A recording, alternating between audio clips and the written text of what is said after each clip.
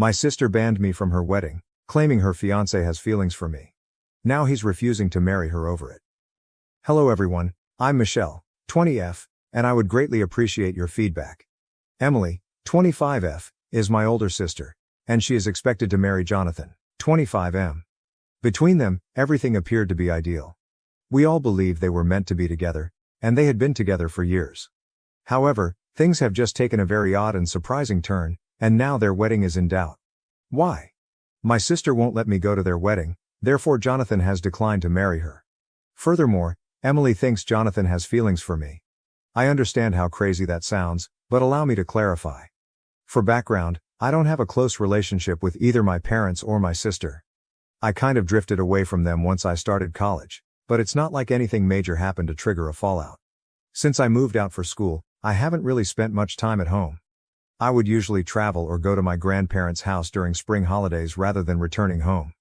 Simply said, it seemed like a better alternative than having to cope with the unpleasantness of being at home. The problem is that I'm not at all like my sister or parents. If it makes sense, we've never really clicked. I'm not truly a part of their universe, which is their own. They never seemed to understand me, and to be honest, they never made an effort. They would all bond over something I didn't care about while I was growing up, and it seemed like I was speaking a foreign language anytime I brought up something I was interested in. They would simply listen, nod, then return the conversation to their own interests. So I gave up trying after a time. But here's what hurts the most. They made no attempt to contact me as I began to distance myself from them. They seemed to be quite content with me removing myself from their lives, almost as if they were glad to see me go. To be honest, that hurt. Family members should be aware when one of their own is gradually fading away, but they didn't appear to give a damn. It simply validated my long-held belief that I didn't belong with them. I eventually only went to see them for important occasions like birthdays and holidays. Even so though, I still felt more like a visitor to their lives. I would arrive, take care of the family business and then depart. The dialogue was always courteous but superficial. There was no genuine connection, no warmth. Additionally, Emily and I never shared the strong sisterhood that many siblings do. She has always been the family's golden kid, the one who did everything right, went down the route my parents desired and blended in flawlessly. I was the black sheep, the odd one out. They aren't awful individuals or anything, but the way they discreetly disparage me shows that they may be true bullies. You know how some small remarks can have a profound impact despite appearing innocuous at first glance? Yes, I would get that. I eventually came to the conclusion that it was simply preferable to avoid them as much as possible. Why place yourself in an uncomfortable and out-of-place situation? The problem is that when Jonathan joined us for Christmas dinner last year, I didn't feel totally invisible for the first time in a long time. My family has a way of making me feel as like I'm an outsider in my own house and that I don't belong. I wasn't treated that way by Jonathan though. Instead of treating me like the odd black sheep I often feel around my family, he was actually kind to me and spoke to me like a regular person. I didn't give it much thought at first. It was only basic politeness after all. However, Emily was very troubled by this for some reason. It's not as though Jonathan and I were engaging in a meaningful, private discussion. We simply discussed a variety of topics, including travel, school, amusing incidents at work, and other everyday topics. However, Emily seemed strange about it right away. I tried to ignore the cold stares she kept giving me during supper. That is, until she addressed me directly later that night. I will always remember that. She said, "I know what you're doing," and drew me aside. "You're attempting to take my boyfriend, even though you've always been envious of me." To be honest, I was stunned. Steal her man? I mean? Even so, where did that originate? She refused to let it go even after I told her she was being foolish and laughed it off. She insisted that I was being too nice with Jonathan and that he was acting strangely around me. It was such a crazy charge that I wasn't even sure how to react. Where the hell was this coming from? Being the center of attention has always been Emily's thing. My folks adore her, she's the ideal person. She's their golden child, so I understand. But saying that I attempted to snatch her fiancé. Even for her it was a new low. Like I normally do with her drama, I tried to ignore it.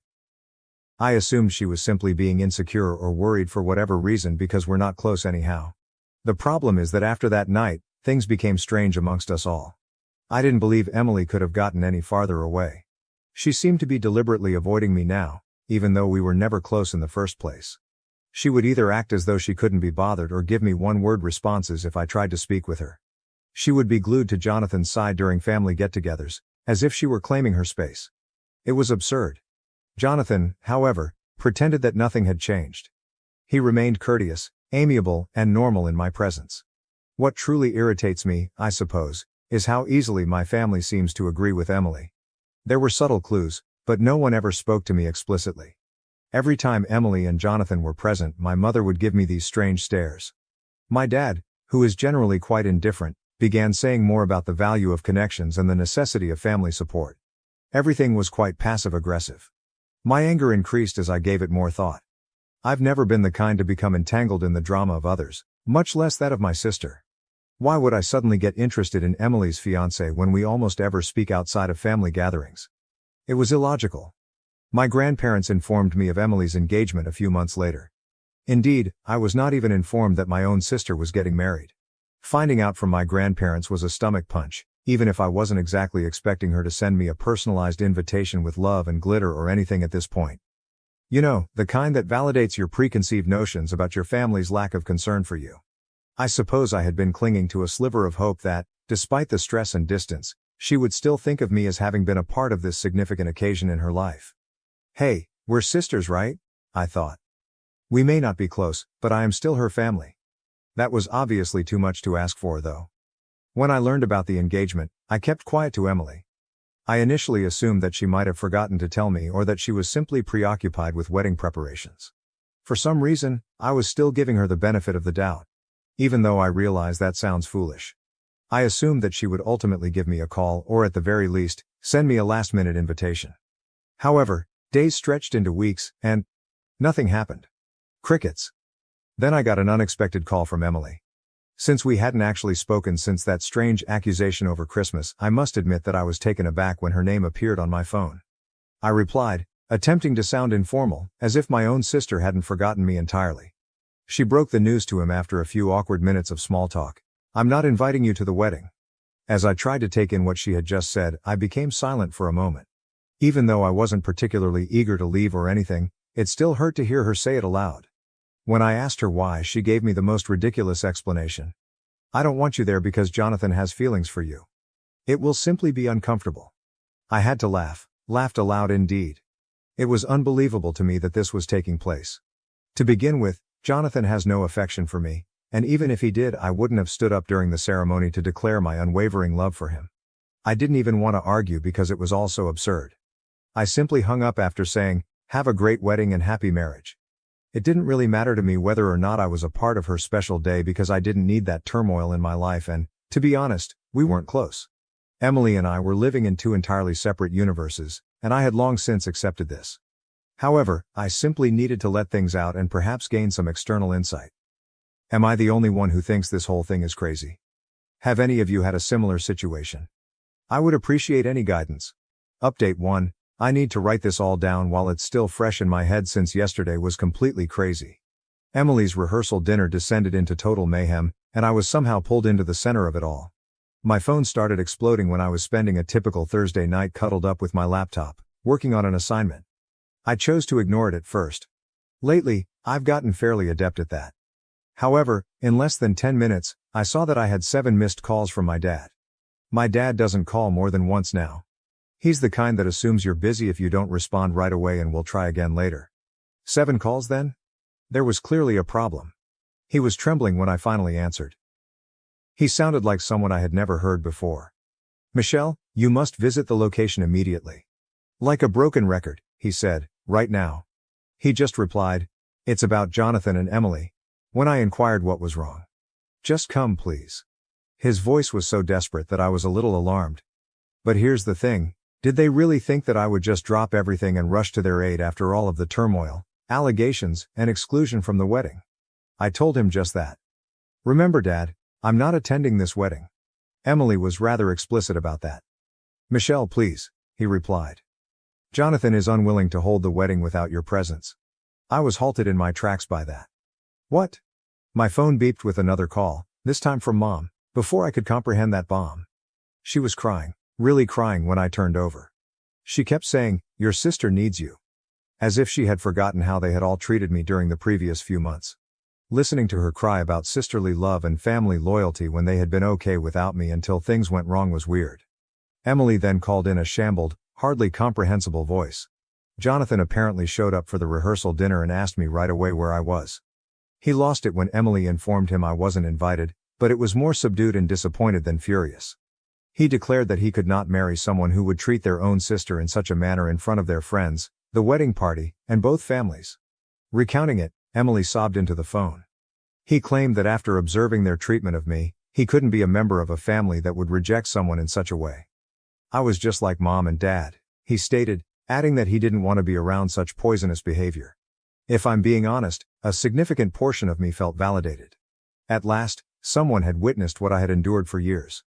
In fact, someone had spoken up and declared that it was unacceptable. Emily wasn't finished though. In between sobbing, she began outlining this intricate plan for me to visit the location and explain that there was only a major misunderstanding and that I was the one who decided not to attend the wedding, claiming that it was entirely my idea. She persisted in repeating, "We can fix this. Simply come and inform Jonathan that you have no intention of attending the wedding. Inform him that you were never left out.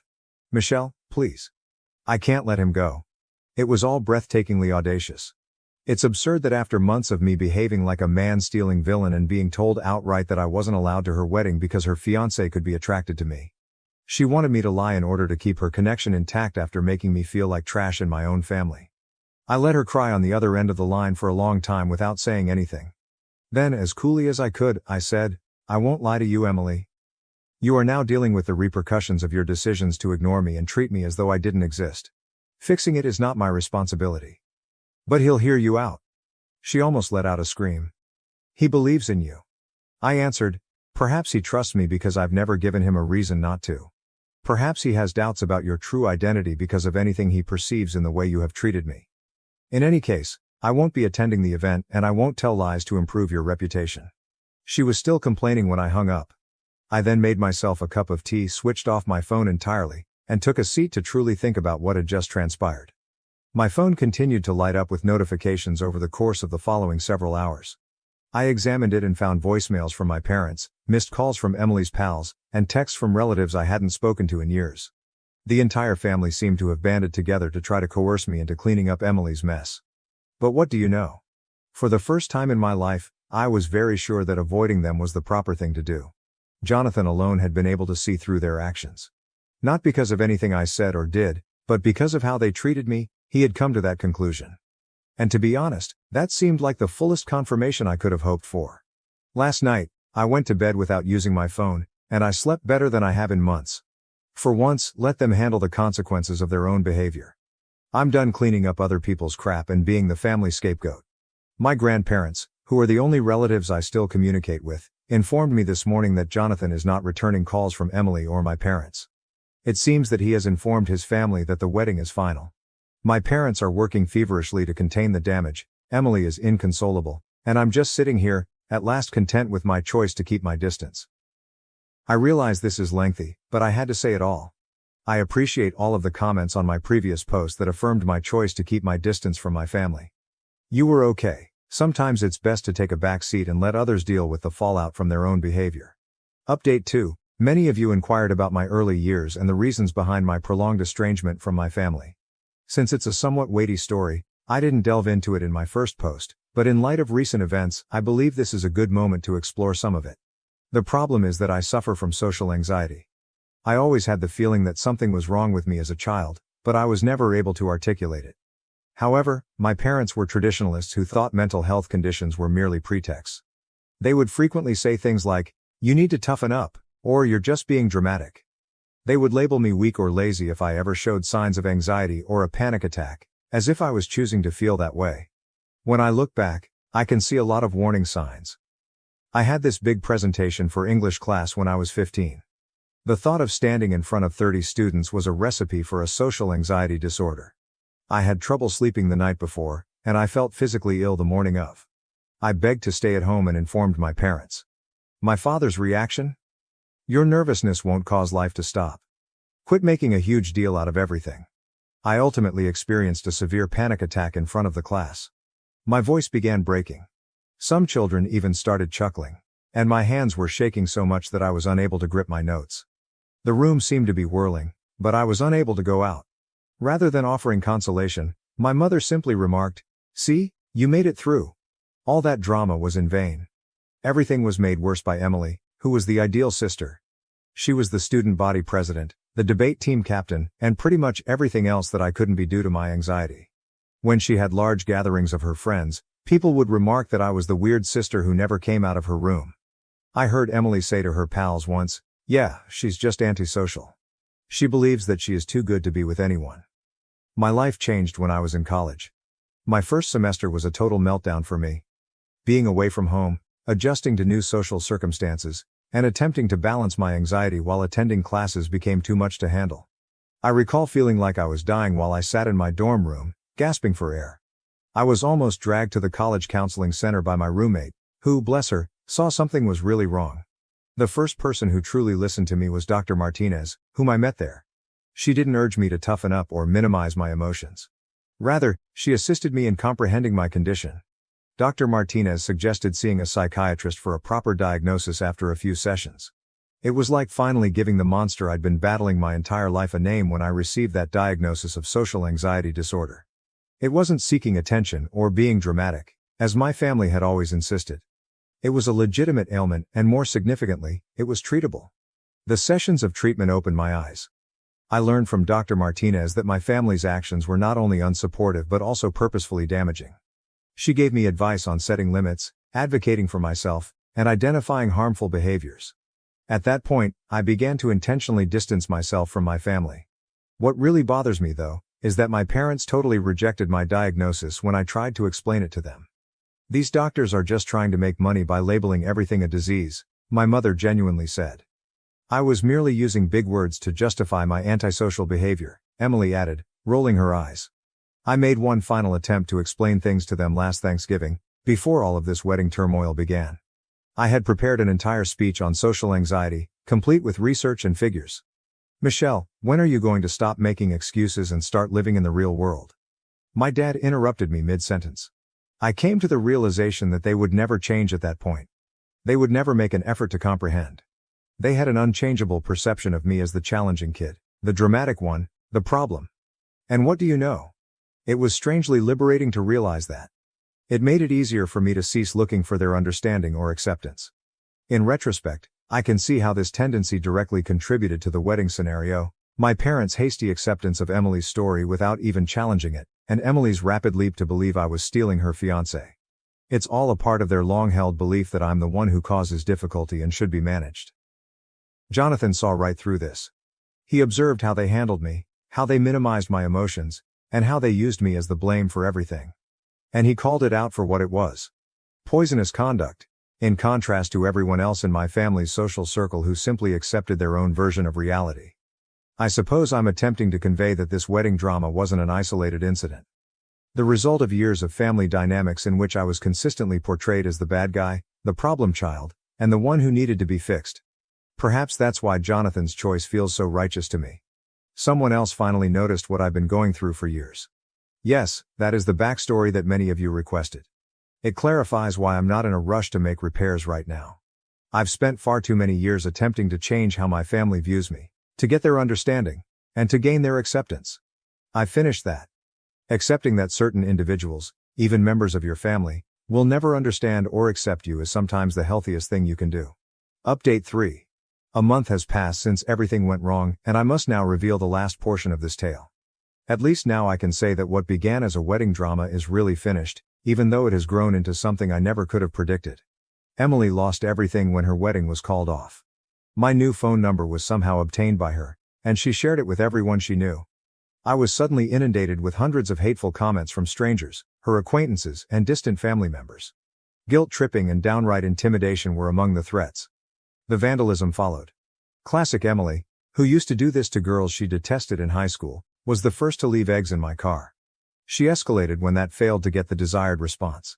I can't even remember how many times I discovered my mailbox ruined, my car vandalized, or my apartment door covered in offensive notes.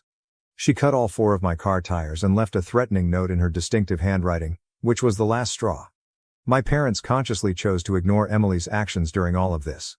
"Girls will be girls," or "you need to be more understanding of your sister's pain," was their standard response to every event. They dismissed it as Emily just wanting to talk, even after I showed them security camera footage of her attempting to break into my flat. However, I was ready because of this incredible Reddit community, especially those who suggested that I install security cameras and record everything. I learned from the attorney you suggested that this constituted criminal harassment and vandalism rather than just family drama. Using witness accounts, video evidence, photos, and hundreds of threatening messages, we created a solid case. Emily ultimately realized she had gone too far when my lawyer provided our evidence along with the cease and desist notice. Her attempted break-in was captured on security tape, which was especially damaging. She attempted to bargain through her own attorney, stating that if I dropped everything, she would cover the damages. However, I declined. This was about accountability and penalties, not money. The court case proceeded quickly and decisively. Emily was accused of attempting to break and enter, criminal harassment and vandalism. She was given a permanent restraining order, required therapy, and a 1-year suspended sentence. Given the deliberate nature of her conduct and the substantial evidence of her increasing behavior, the judge was especially severe. My parents' response to the decision was expected. For destroying your sister's life over a few pranks, they accused me of being callous. In fact, they advised me to just move away if I felt unsafe, after I told them that Emily had repeatedly harassed me, damaged my belongings, and attempted to break into my house. I never intended to speak with them again after that. An out-of-court settlement was reached in the civil litigation. In addition to the damages for emotional distress and lost wages, Emily had to pay for all the harm she had caused. Her campaign of harassment on social media has cost me a number of freelancing businesses. More significantly, the settlement included a non-contact clause that prohibits our parents from serving as middlemen or flying monkeys any longer. According to my lawyer, Emily and my parents' concerns about their reputations played a role in the speedy settlement. It turns out that their concern for the opinions of their country club pals is far greater than their concern for doing the right thing. Normal. Since then, I've relocated to a new apartment in a building that is secure and under constant observation. My social media accounts have been closed down. My contact information has been totally updated, and my clients have been incredibly understanding of the situation. Someone who heard about my situation and was impressed by my handling of it even extended an offer of employment to me. The most unexpected result of it all? For the first time in my life, I feel liberated. The expectations and criticisms of my family are not weighing on me. I am no longer the scapegoat. I'm just Michelle, creating my own life according to my own rules. I'm neither the dramatic nor the challenging child. My life was actually altered by the Reddit community, who helped me through everything. In court, your recommendations on documentation and security precautions were crucial. When I started to doubt myself, your encouraging remarks kept me going, and your accounts of similar situations made me understand I wasn't alone. Remember that sharing DNA does not give someone the right to mistreat you if you're dealing with toxic family members. Walking away and letting them deal with the fallout from their actions is sometimes the healthiest course of action. It's about establishing limits and demanding respect, not about getting even. With therapy, my social anxiety is improving, but it's still there. It turns out that a lot of it was related to the continuous criticism and gaslighting I experienced as a child. Who would have thought that removing poisonous individuals might be such a successful treatment? I will no longer be updated now that this phase of my life is genuinely over. I'm concentrating on my education, profession, and creating a new network of chosen family members for support. I want to express my gratitude to everyone who supported me and followed my tale. You gave me the confidence to leave and the strength to advocate for myself. Living well is said to be the best kind of retaliation. The best closure, I would add, is knowing that you have finally advocated for yourself. I'm tired of being used as a scapegoat or victim by others. I've taken control of my life and will never look back. Reddit, thank you for everything and goodbye. Thank you for watching. If you haven't subscribed yet, please do so and hit the notification bell to stay updated with more shocking real-life stories happening around you.